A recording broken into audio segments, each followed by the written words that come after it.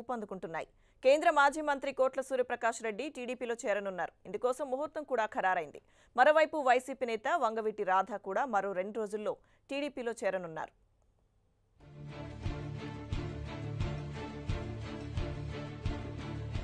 ఏపీలో రాజకీయ నేతల వలసలు జోరందుకున్నాయి. టీడీపీ నుంచి వైసీపీలోకి, వైసీపీ నుంచి టీడీపీలోకి నేతలు చేరిపోతున్నారు.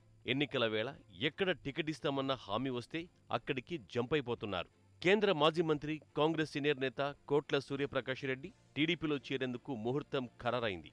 ఈ నెల 28న ఆయన టీడీపీ కండువా కప్పుకోనున్నారు. కర్నూలు జిల్లా కోడుమూరులో నిర్వహించనున్న టీడీపీ భారీ బహిరంగ సభలో ఆయన కుటుంబ సమేతంగా టీడీపీలో చేరనున్నారు. టీడీపీ అధినేత ఏపీ సీఎం చంద్రబాబు సమక్షంలో కోట్ల సూర్యప్రకాష్ రెడ్డి పసుపు కండువా కప్పుకోనున్నారు. ఈ సభ కోసం భారీగా జన సమీకరణ చేస్తున్నట్టు తెలుస్తోంది. సుమారు 1,00,000 మందిని ఈ సభకు తరలించేలా ఏర్పాట్లు చేస్తున్నారు.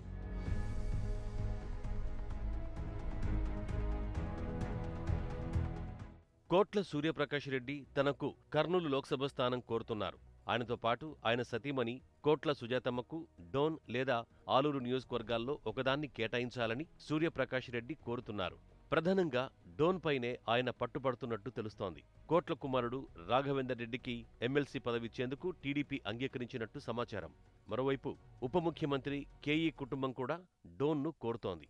ఈ నేపథ్యంలో ఈ సీట్పై స్పష్టత రావాల్సింది. కృష్ణా జిల్లాకు చెందిన వంగవీటి రాధ కూడా టీడీపీలో చేరడానికి ముహూర్తం ఖరారైంది. ఈ నెల 22న వంగవీటి రాధ టీడీపీలో చేరనున్నారు. సీఎం చంద్రబాబు నాయుడు సమక్షంలో ఆయన తెలుగుదేశం పార్టీ కండువా కప్పుకోనున్నారు.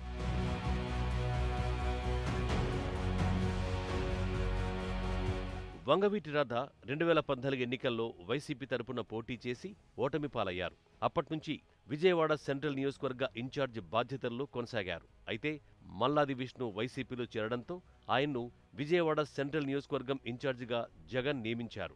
దీంతో మనస్తాపం చెందిన వంగవీటి రాధ వైసీపీకి రాజీనామా చేస్తూనే జగన్పై తీవ్రస్థాయిలో విమర్శలు చేశారు.